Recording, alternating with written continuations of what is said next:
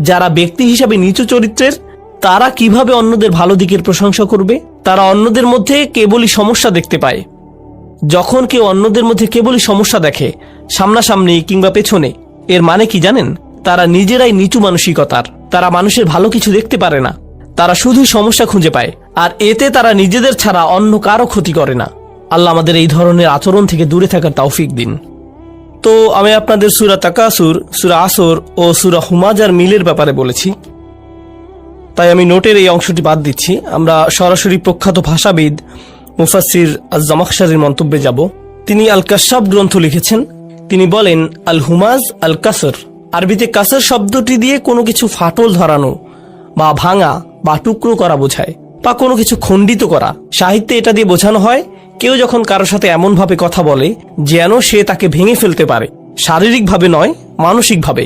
সে তার সম্মান নষ্ট করতে চায় কিংবা তার আত্মসম্মানে ফাটল ধরাতে চায়, এমন কিছু বোঝায়। ভাষাগত দিক থেকে এই শব্দটি দিয়ে হুমাজ এর মনোভাব বোঝায়। এরপর তিনি বলেন, লুমাজ আত-তাআন।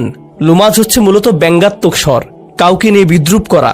বলে রাখি, বিদ্রুপ গুরুত্বপূর্ণ, বিদ্রুপ বোঝাটা গুরুত্বপূর্ণ, কারণ বিদ্রুপ কিন্তু প্রশংসা করেও করা যায়, কিন্তু অপমানের উদ্দেশ্যে। ধরুন আপনি কাউকে বললেন, ওয়াও তুমি তো বিশাল পণ্ডিত। আসলে আপনি বলছেন যে তুমি একটা মূর্খ, তাই না? তখন সে বলবে, তুমি আমার সাথে এভাবে কথা বলছো কেন? না না না, আমি বলছি যে তুমি একজন পণ্ডিত, তাই না? তো সে মনে করে সে এখানে কোনো ভুল করেনি, এটা কোনো ব্যাপার না।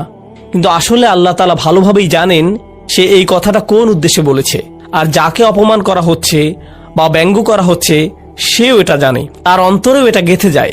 তাহলে লুমাজা তুআনা বলা হচ্ছে যে লুমাজা হচ্ছে তারা, বা লুমাজা তাআনাহু এটাও এসেছে, সে তাকে লামাজ করেছে, অর্থাৎ সে তাকে ব্যঙ্গ করেছে। অল মুরাদুল কাসরা মিন আ'রাদিন নাস, এর অর্থ হলো এমন ভাবে ভাঙা বা ফাটল ধরানো যখন আপনি তার সাথে থাকেন না, অর্থাৎ তার পেছনে বলা। অল আরদু মিনহুম ওয়া সিয়াবুহুম, সব সময় তার দোষ খুঁজে বেড়ানো এবং তার ব্যাপারে গীবত করা। অত-তাআন ফীহিম, এবং তার ব্যাপারে ব্যঙ্গ বিদ্রুপ করা। বিনাউ ফুআলা, এর গঠন, নমুনা বা সরফ হিসেবে ফুআলা শব্দটি হচ্ছে হুমাজার মতো। ইয়াদুল্লাহ আলা আন্না যালিক ওয়া আদাতিম মিনহুম,